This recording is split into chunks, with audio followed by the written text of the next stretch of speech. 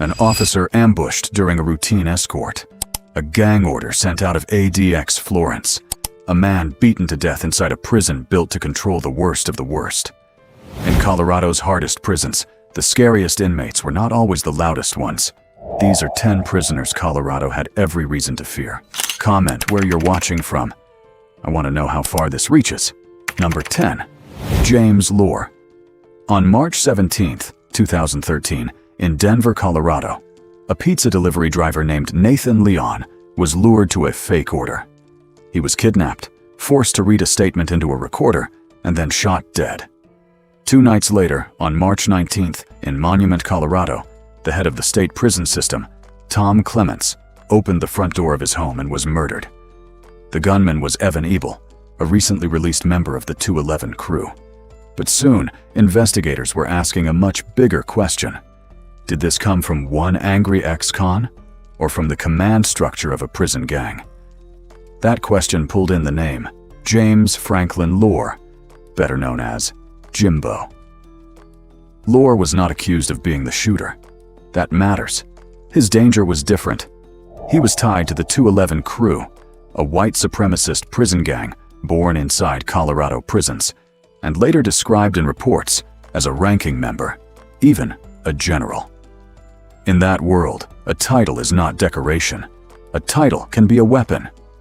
Before the Clements case, Lohr already had a long criminal trail. Burglary, protection order violations, weapons trouble, and a habit of running from the law. In April 2013, when police tried to stop him in Colorado Springs, he fled. During the chase, a gun was reportedly tossed from the vehicle before he was arrested. Not exactly the move of a man eager to answer questions politely. The most serious allegation came later. A Texas Rangers report, cited by media outlets, said a confidential source claimed Lohr had ordered Ebel to kill Tom Clements. The theory was that Ebel, who had been released early because of a paperwork mistake, wanted to regain standing inside the 211 crew. In prison gang culture, status is currency. And sometimes, people pay for it with bodies. Legally, this is important. Lohr was never convicted of ordering Clements' murder. Colorado authorities still identified Ebel as the gunman, and no murder charge against Lohr came from that allegation. But even without that conviction, Lohr became a symbol of a scarier problem. Afterward, Colorado moved him out of state to weaken 211 crew control. Yet Lohr reportedly made it clear he had not retired from his status. That is the part investigators worry about. A prison gang leader does not always need freedom to be dangerous. Sometimes, the cell door closes, the body stays locked up, but the orders do not. Number 9. Mamdouh Mahmud Salim. November 1, 2000, inside the Metropolitan Correctional Center in Manhattan, a routine prison escort turned into an ambush.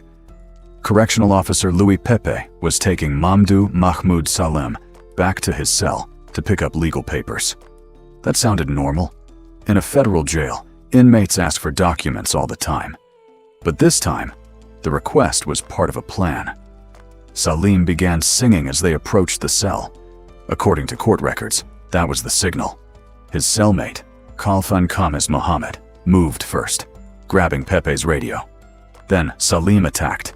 He knocked the officer down, sprayed hot sauce into his face, and stabbed him in the eye with a sharpened plastic comb, a weapon he had made from ordinary prison items. Pepe survived, but he lost his left eye, suffered brain damage, lost much of his independence, and was left with injuries that changed the rest of his life. That attack is why Mamdouh Mahmud Salim is not remembered as just another terrorism defendant. He proved he could still be dangerous inside a locked federal unit.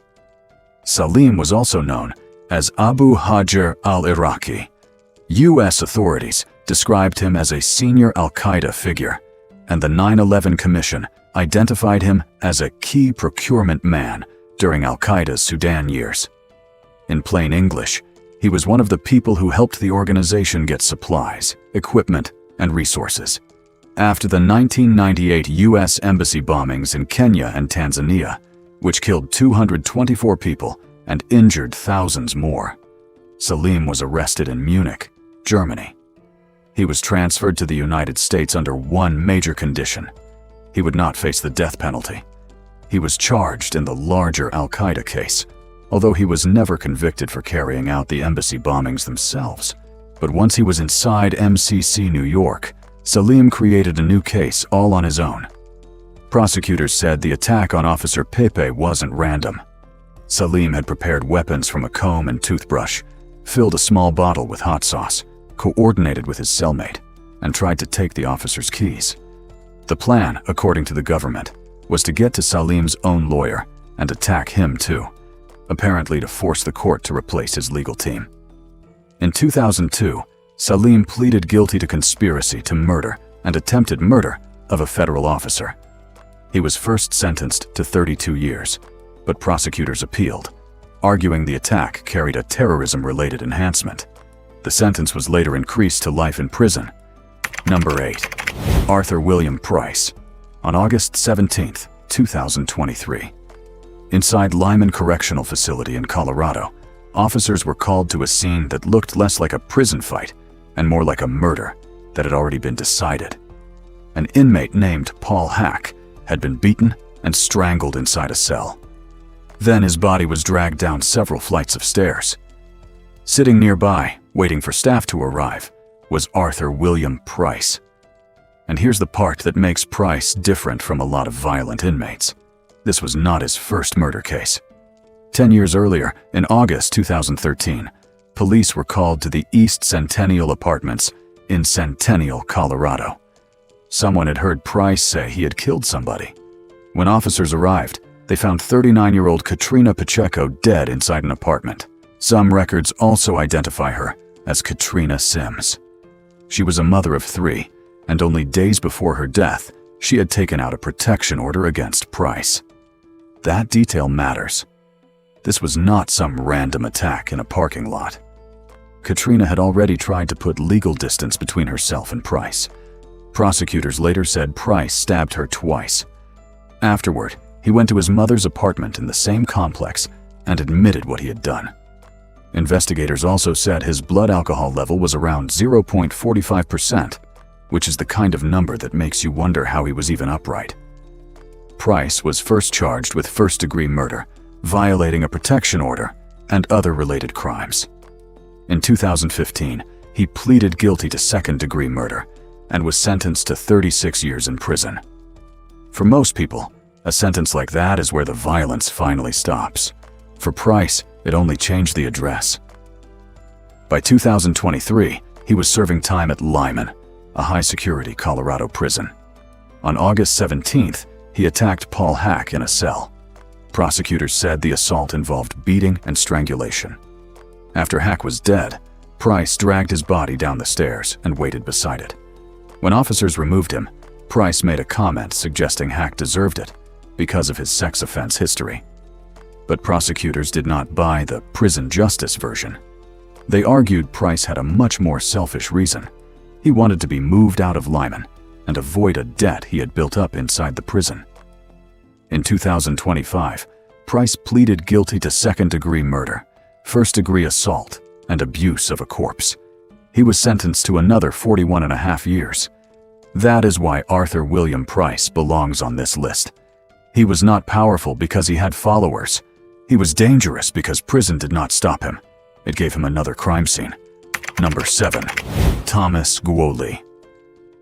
On December 30th, 2015, in Colorado Springs, Colorado, a woman was inside her home with 2 children when she heard banging near the garage. The house was not random. It belonged to a former corrections employee. Outside was Thomas James Guolee, a man already linked in public reports to the 211 crew, one of Colorado's most violent prison gangs. The woman locked herself in a room with the kids and called 911. When police arrived, Guolee did not calmly explain himself.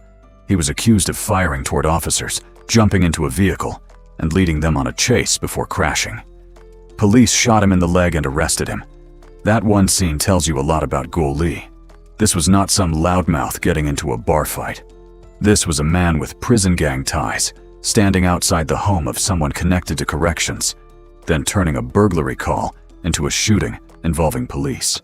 Prosecutors later said they could not prove a gang motive, but let's be honest, the location alone was enough to make every prison official in Colorado pay attention. Guolee's name had already surfaced 2 years earlier after the 2013 murder of Tom Clements, the head of the Colorado Department of Corrections. Clements was shot at his own front door in Monument, Colorado, a killing that shook the entire prison system. The main suspect was Evan Ebel, another man tied to the 211 crew. Guolee knew Ebel and was questioned as a person of interest, but he was never charged in that murder. That distinction matters. Still, having your name pulled into an investigation like that is not exactly a character reference. In 2016, Guolee took a plea deal for the Colorado Springs case and received a 28-year prison sentence. But prison did not stop the violence. On January 17, 2020, inside Wisconsin's secure program facility, Guolee attacked another inmate with a homemade shank. Court records say he made the weapon from plastic taken from a chair in his cell. Then he ambushed the man near a doorway and stabbed him in the head, neck, face, and stomach. Guolee claimed he felt threatened, but the court said video showed him striking first. His conviction for attempted first-degree intentional homicide was later upheld. That is why Thomas Guolee belongs on this list. Not because he was famous, but because his pattern was dangerous. Gang links, violence around corrections staff, shots fired toward police, and a prison attack with a weapon he built himself. Some inmates need chaos to become dangerous.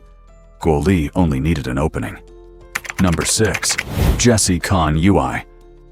On February 25, 2013, inside USP Canaan in Pennsylvania, Senior Officer Eric Williams walked into a housing unit during what should have been a normal shift. He was 34 years old, working around more than 100 inmates, and according to later reports, he did not have another officer right beside him. Near a stairwell, Jessie Con-ui was waiting. Prosecutors said Con-ui had 2 homemade prison knives. When Williams came up the stairs, Con-ui kicked him down, then attacked him again and again. It was not a quick fight. It was not panic. It was a long, deliberate assault on a federal correctional officer doing his job. And the reason behind it was almost insane in how small it sounds.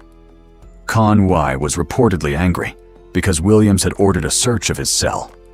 In prison, cell searches are routine. For Con-ui, it became a death sentence for the officer who dared to do it.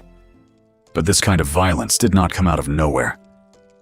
Before Con-ui became infamous in federal prison, he had already been convicted in Arizona for the murder of Carlos Garcia in Phoenix. Prosecutors said Garcia was lured into a setup and shot dead in 2002.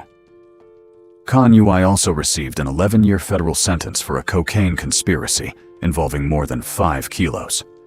So when he entered federal custody, this was not some low-level inmate who suddenly snapped. He came in with a murder conviction, a drug trafficking case, and reported ties to the New Mexican Mafia. The prison system also had warning signs.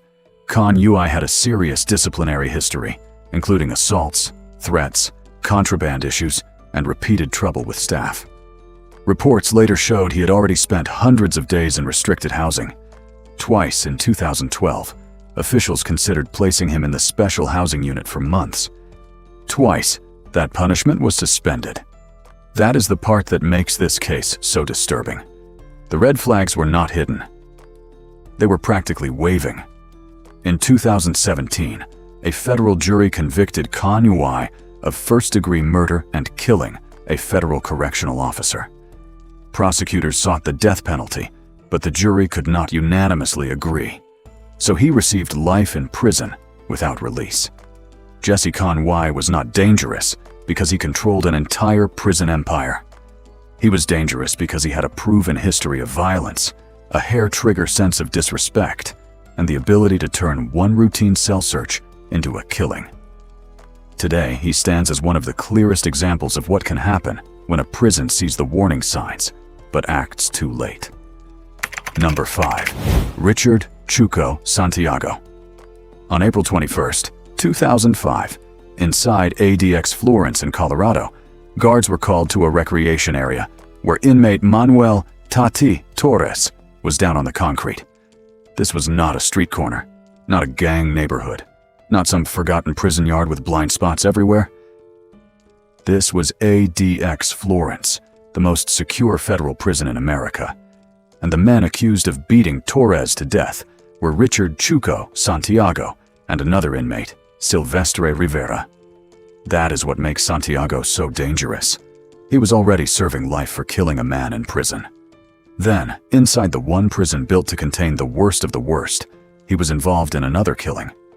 Santiago's violent record goes back to 1989 at USP Lompoc in California. The victim was Johnny Estrada, another inmate. Estrada walked into a restroom near the prison kitchen, and Santiago followed him. Moments later, Estrada was stabbed to death. Investigators found a knife in a kitchen sink, bloody clothing, and evidence that pointed back to Santiago. One witness said Santiago had talked about needing to kill someone to earn his way into the Mexican mafia. So prosecutors did not treat this as a random prison fight. They argued it looked like a planned prison hit, carried out for status. Santiago was convicted of first-degree murder and possession of a weapon by an inmate. He received a life sentence. For most prisoners, that would be the final warning from the system. Santiago apparently treated it like paperwork. Years later, he was sent to ADX Florence. The whole point of ADX is control.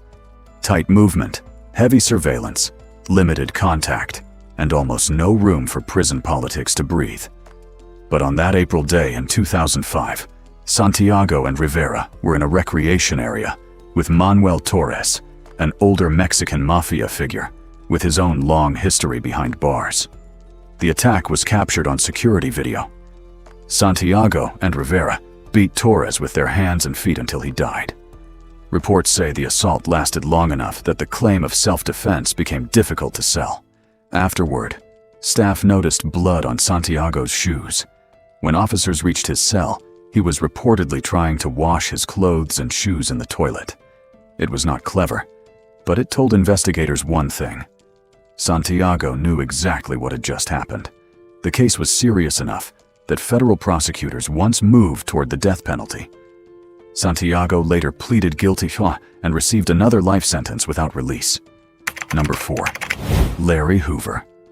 On the night of February 26, 1973, in an alley on Chicago's South Side, police found William Pookie Young dead from multiple gunshot wounds. Young was not a random victim. According to court records, he had been accused of stealing from one of Larry Hoover's drug houses. Hoover, already a rising gang leader, was later convicted of ordering the hit. And the violence around that case did not stop there. Joshua Shaw, another man tied to the same dispute, survived a shooting, later gave testimony, and was eventually found dead in an alley. Tony Tucker, another alleged target, disappeared. Hoover was sentenced to 150 to 200 years in prison for Young's murder. For most criminals, that would be the end of the story. For Hoover, prison just became a new office with worse furniture. From inside Illinois prisons, Hoover kept control of the Gangster Disciples, one of the most powerful gangs in Chicago. He was not dangerous because he was personally fighting on the yard every day. Hoover was dangerous because he had people willing to move for him, collect money for him, and punish people for him. Federal prosecutors said Hoover helped turn the Gangster Disciples into a criminal organization with ranks, rules, territory, taxes, and discipline. The gang had board members, governors, coordinators, and soldiers. It was run almost like a company, except the business model was cocaine, crack, fear, and street control. Very corporate, just with more prison time. By the early 1990s, investigators estimated the gang's drug operation was bringing in around $100 million a year. Prosecutors said Hoover still influenced that system from prison through visits, coded language, trusted lieutenants, and strict rules. He knew phone calls could be recorded, so important business was often handled face-to-face. One of the clearest examples was a plan called One Day a Week, also known as Nation Dope. Dealers in Gangster Disciples territory were expected to sell drugs for Hoover's benefit one day each week. Prosecutors said Hoover believed the plan could bring in hundreds of thousands of dollars weekly. And if someone refused, the message was simple. One day, a week was not much to ask for your life. That is what made Hoover different. His power did not depend on holding a weapon himself. His power came from structure, loyalty, fear, and the belief that his orders still mattered behind bars. In 1997, Hoover was convicted in federal court on major drug conspiracy and criminal enterprise charges. He was later sent to ADX Florence in Colorado, the Supermax built for inmates the system believes can still cause damage, even when locked away. Larry Hoover's story is not just about a gang leader going to prison. It is about a man who was supposed to lose power once the cell door closed, but instead, prosecutors said he kept running an empire from the inside. Number 3. Tyler Bingham. On August 28, 1997, inside USP Lewisburg in Pennsylvania, a normal prison day turned into a gang hit. Frank Joyner was sitting at a table, playing Monopoly with other inmates. A few minutes later, he was attacked and killed. Another prisoner, Abdul Salam, was targeted in his own cell and murdered. Byron Ball, who tried to step in during the violence, was stabbed and survived. But the man tied to the order was not even in Lewisburg. His name was Tyler Bingham, also known as TD and the Hulk. At the time, Bingham was locked inside ADX Florence in Colorado, one of the most secure prisons in the United States. That is what made him so dangerous. He did not need to be on the yard. According to federal court records, he could still send orders from a cell built to silence men like him.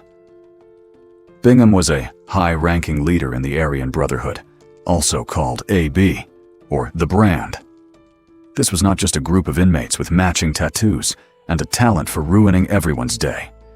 Prosecutors described it as a violent prison gang, with leaders, rules, money, drugs, extortion, and a reputation built on fear.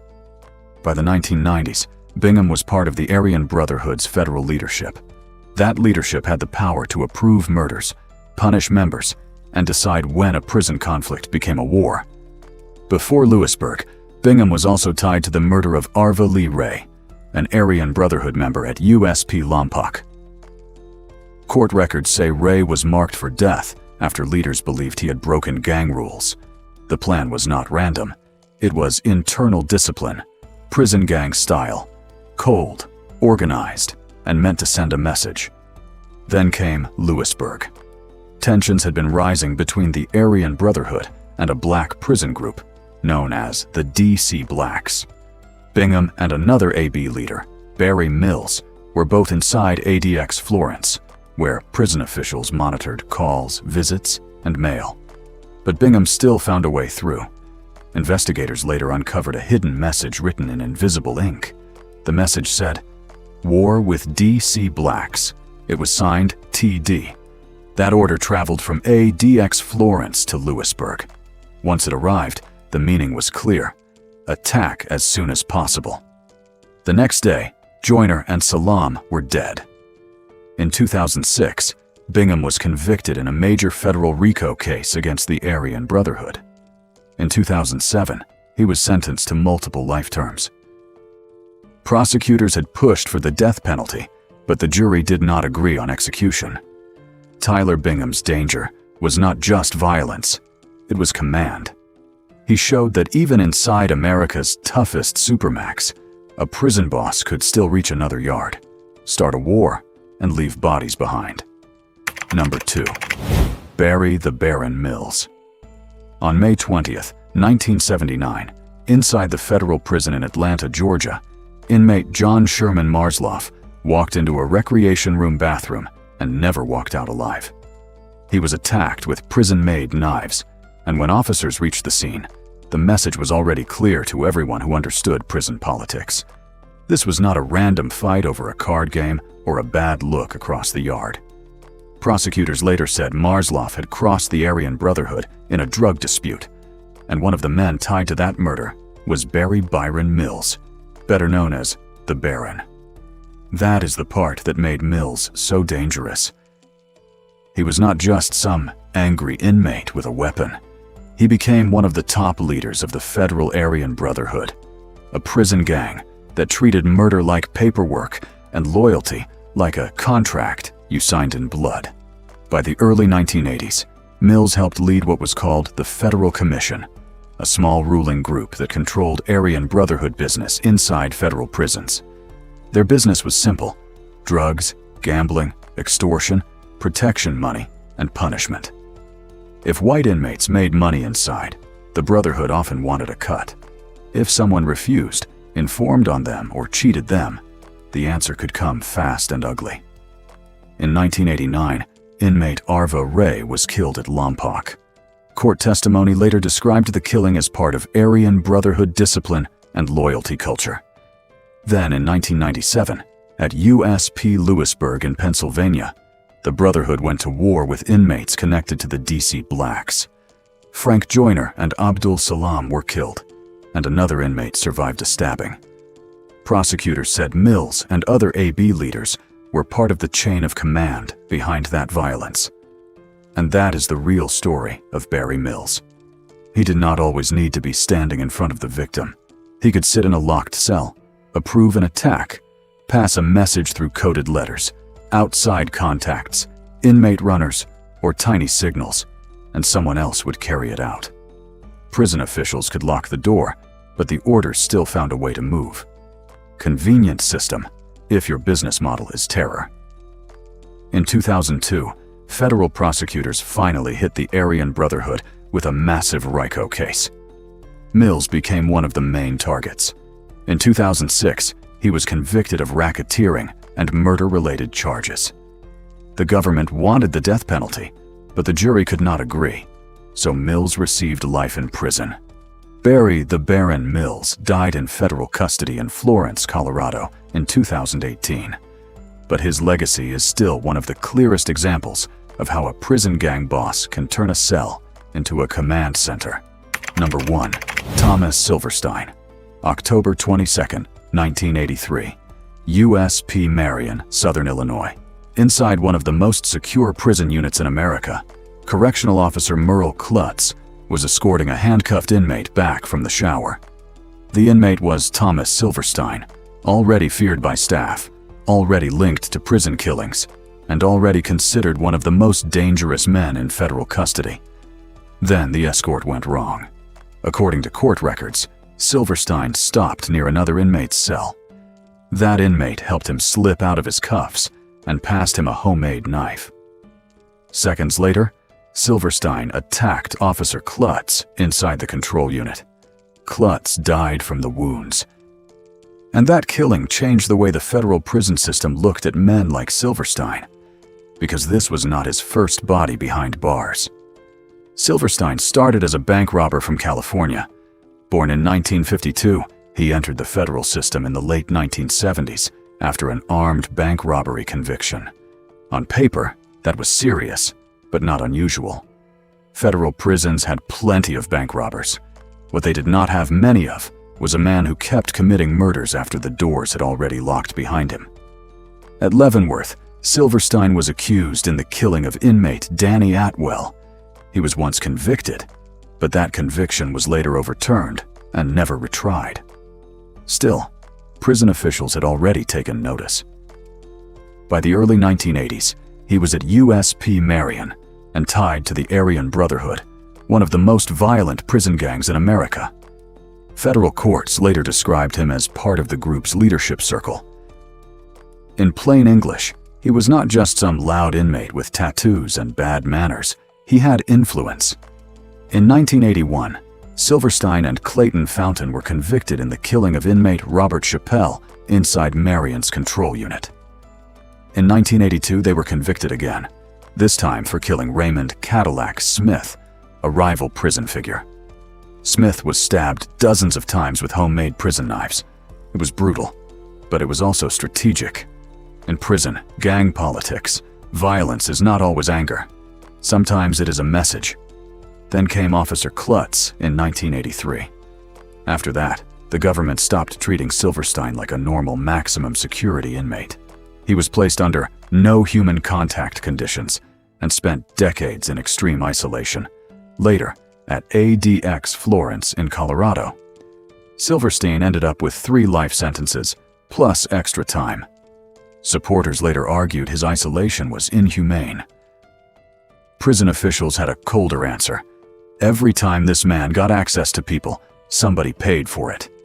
That is why Thomas Silverstein became so feared. He did not just survive prison, he turned prison itself into the crime scene.